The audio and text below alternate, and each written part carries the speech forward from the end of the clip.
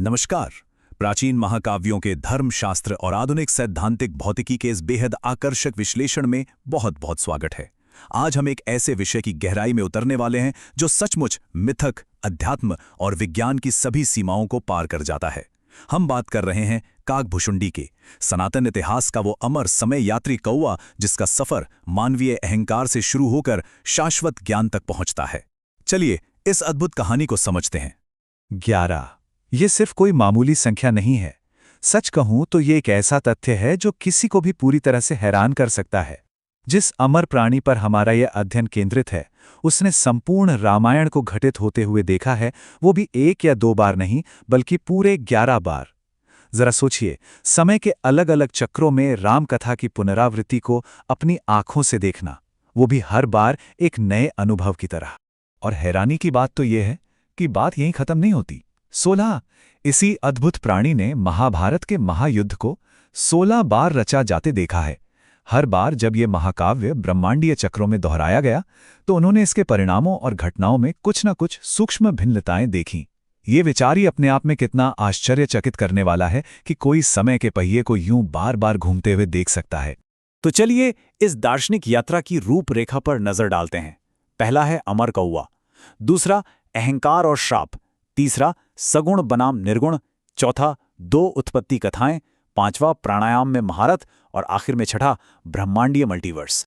भाग 1 अमर कौवा। यह एक ऐसे अस्तित्व की कहानी है जो प्राचीन मिथकों और आधुनिक विज्ञान के बीच एक मजबूत पुल का काम करता है। काकभुशुंडी को गहराई से समझने के लिए सबसे पहले चिरंजीवी शब्द को समझना बहुत जरूरी है।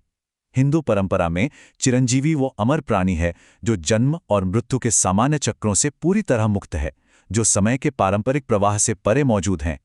काकभुशुंडी निर्माण और विनाश के इन अंतिम चक्रों के एक शाश्वत गवाह हैं और माना जाता है कि वे वर्तमान कलयुग के अंत तक पृथ्वी पर ही रहने वाले हैं।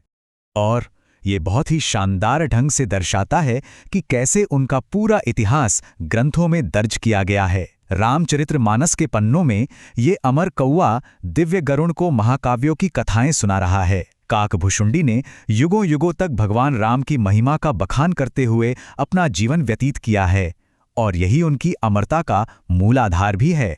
भाग 2 अहंकार और श्राप। अब हम उनके मानवीय अतीत पर ध्यान केंद्रित करते हैं, जहां ये कहानी अत्यधिक अहंकार से शुरू होकर बेहद विनम्र भक्ति में बदल जाती है। उनके पुनर्जन्मों का चक्र सचमुच बहुत ही दिलचस्प है।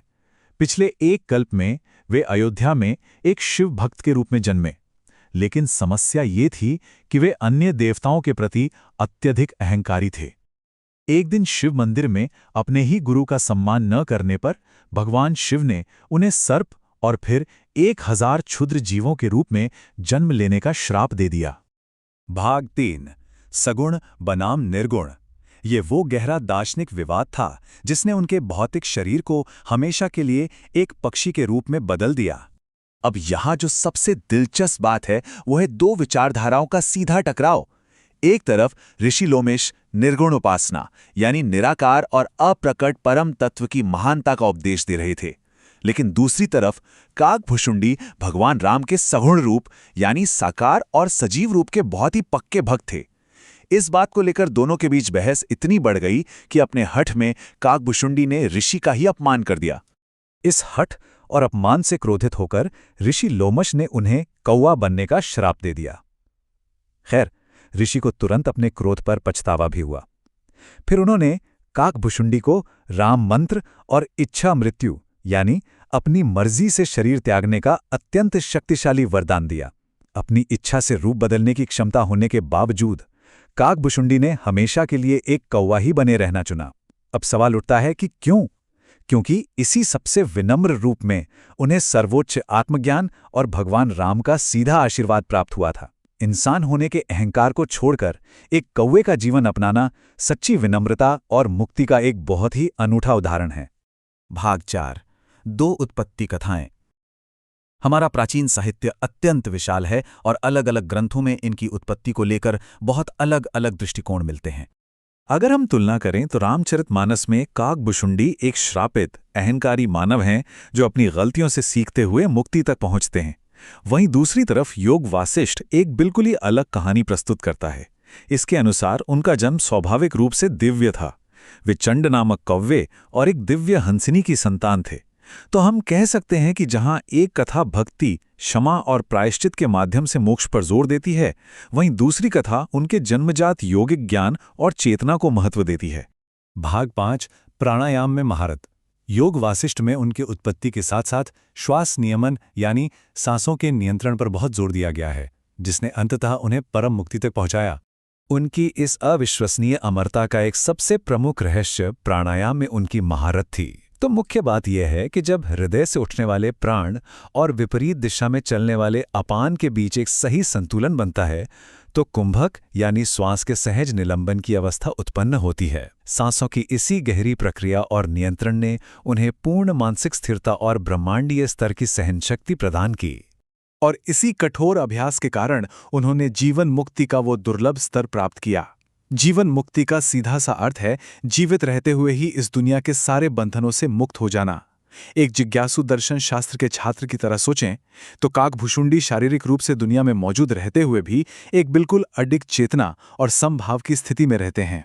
जब पूरा ब्रह्मांड भी नष्ट हो जाता है, तब भी वे शांत और स्थिर ही रहते हैं। ऐसा माना जाता है कि वे सुमेरु पर्वत पर कल्प वृक्ष की एक शाखा पर निवास करते हैं। यहाँ पर यह पेड़ केवल एक भौतिक स्थान नहीं है, बल्कि यह एक बहुत ही शक्तिशाली प्रतीक है। जब प्रलय में सब कुछ डूब जाता है या जलकर राख हो जाता है, तब भी यह स्थान पूरी तरह सुरक्षित रहता है। यह भयंकर ब्रह्मांडीय विनाश के बीच भी उस अटूट मानसिक स्थिरता और शांति का प्रतिनिधित्व करता है जो काकभुशुंडी ने हासिल कर ली थी। भाग 6 ब्रह्मांडीय मल्टीवर्स। अब हम उस सबसे रोमांचक पड़ाव पर आ गए हैं जहां प्राचीन धर्मशास्त्र और आधुनिक सैद्धांतिक भौतिकी की दुनिया आपस में टकराती है। ये घटना रेखीय समय यानी लीनियर टाइम की हमारी समझ को पूरी तरह से चुनौती देती है। एक बार जब भगवान राम बालक थे तो उन्होंने खेल खेल में काकभुशुंडी को पकड़ने की कोशिश की।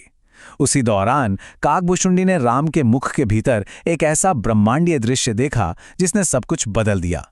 उन्होंने लाखों सूर्य, चंद्रमा और अनगिनत समानांतर ब्रह्मांड देखे। वे सदियों तक उन अलग अलग ब्रह्मांडों में जीते रहे।